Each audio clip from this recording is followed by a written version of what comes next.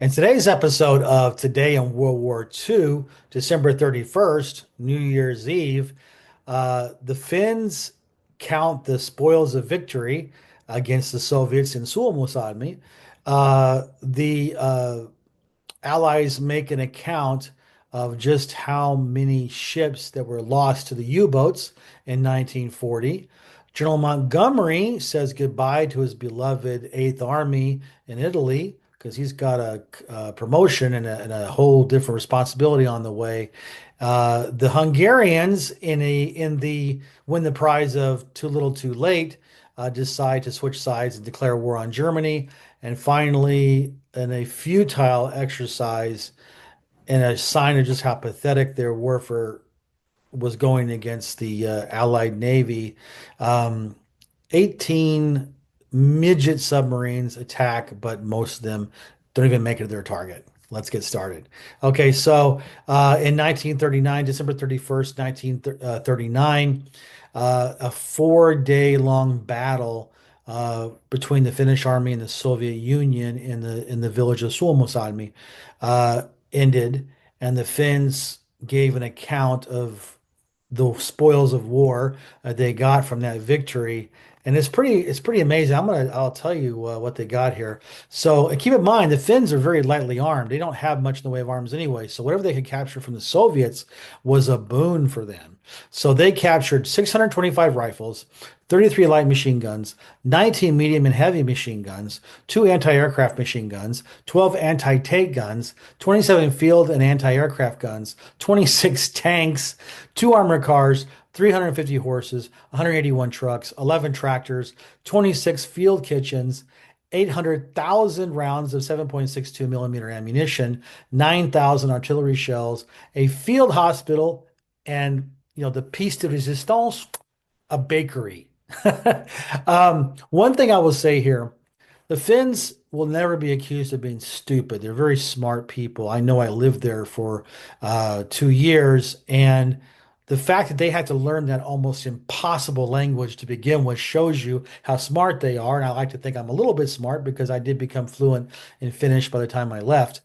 But they were very smart because they realized that most likely they were going to have to fight against the Soviet Union at some point. Therefore, all of their weapons were interchangeable when it came to ammunition with the Soviets. And this just goes to show you that this is a big deal to capture all this stuff because especially the 9,000 artillery shells and the 800,000 rounds of rifle ammunition. They used the same calibers as the Soviets did. So therefore, any captured munitions and material they were able to use as if it was their own production. So that was a big freaking deal for them. Right. So again, by the end of 1939, in a little over 5 weeks of fighting, the Soviets had made very little progress in conquering Finland. Will definitely get harder for the Finns as we get into 1940, and we'll cover that in our future episodes. But for now, for 1939, as they bid adieu to 1939, they did a hell of a job, fighting off the initial heavy Soviet attacks. I don't want you to have to go through all that trouble just to subscribe to my channel. In fact, it's very easy. All you have to do is just go to the screen below this video, click on subscribe, click on the bell that will notify you whenever a new video drops, and then you'll be hooked up. You'll be in the secret club. Thanks.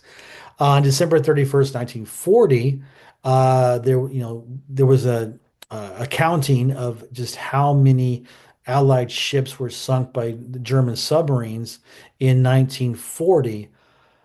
It's pretty impressive by the U-boats. They sank 567 ships. That was basically 2.7 million tons, gross tons. And the Germans lost 24 submarines in the same time period.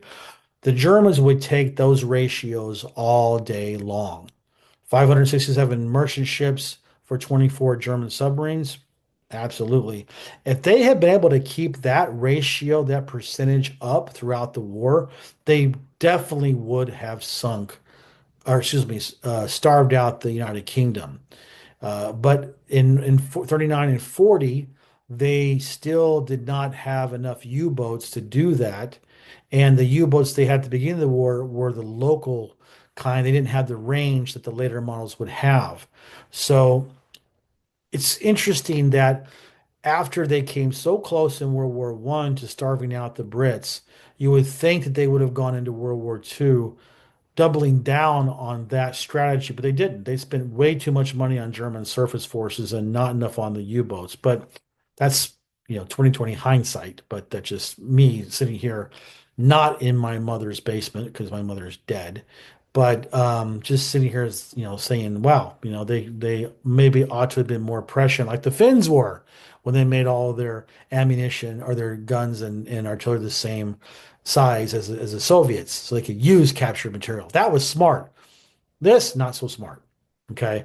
In December, and oh, before I go to Montgomery, I would love for you to like my video. Just like it, go down, thumbs up, hit the and leave a comment, okay? And listen, after you hear the more news about General Montgomery, feel free to leave a negative comment towards him because I didn't like him that much.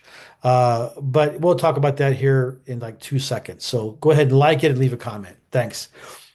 On December 31st, 1943, General Montgomery got a promotion and a present.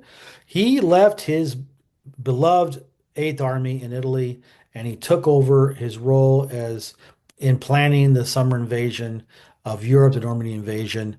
And he got a promotion. He would be commanding all the land forces in that battle. He'd be under Eisenhower. Montgomery, look, he did a fantastic job in North Africa, and he's has his critics. He was a very methodical, plodding general. He wasn't necessarily, in the class of Patton or Rommel, for example, as far as being aggressive and being a very tactical, brilliant commander in that point of view. He didn't like to take a lot of risks. He liked to wait until he had a buildup of overwhelming superiority. Even then, sometimes that wasn't enough to win the battle. I think that a lot of his flaws would come out in Normandy and in Holland when he convinced Eisenhower to do this insane attack, paratroop attack in Holland. But we'll get to that later. But he was very, very arrogant, very prickly, very insulting. He was difficult to work with. So he definitely had his faults. Okay. Hey, I'm not saying Patton was any prize either. Okay. Patton was an egomaniac as well. So don't, Brits, if you're watching this, don't think I'm picking on your general here because I'm just as critical against the Americans. I just, one man's opinion. Okay. And then on December 31st, 1944, the Hungarians decide they want to throw their ticket into the raffle of the too little too late contest, and they declared war on Germany. Of course, this was after they had let Adolf Eichmann and the SS deport and murder most of the Hungarian Jews. It was only when they knew they had no chance of winning or have this is just basically sucking up to the Soviets because there was no chance they were going to get much in the way of favor from the Soviets, and they didn't. We just flash forward to 56 or 50, in the 50s when they tried to uprising against the Soviet Union and it didn't work. They got slaughtered. But interesting how the Hungarians have changed since then, though. If you look at what Orban's doing and how pro Russia he is, it's just interesting the evolution of Hungarians.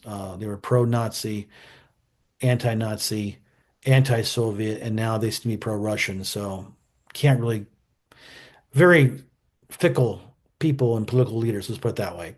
And then finally on December 31st, 1944, the Soviets, the Germans, Dönitz, the admiral of the submarine force, there was no way that they were soundly defeated by now in the Battle of the Atlantic. The war was pretty much already over, but they still wanted to do something. They were going to try to stop or at least dent the shipping coming into Antwerp, where that was the main harbor at this time for all the supplies coming in to the Allied armies. And so they invented their own version of a midget submarine. I can tell you um, from the experience of the Japanese in the Pacific theater, when a country has to start relying on midget submarines, that means you've already lost the submarine war.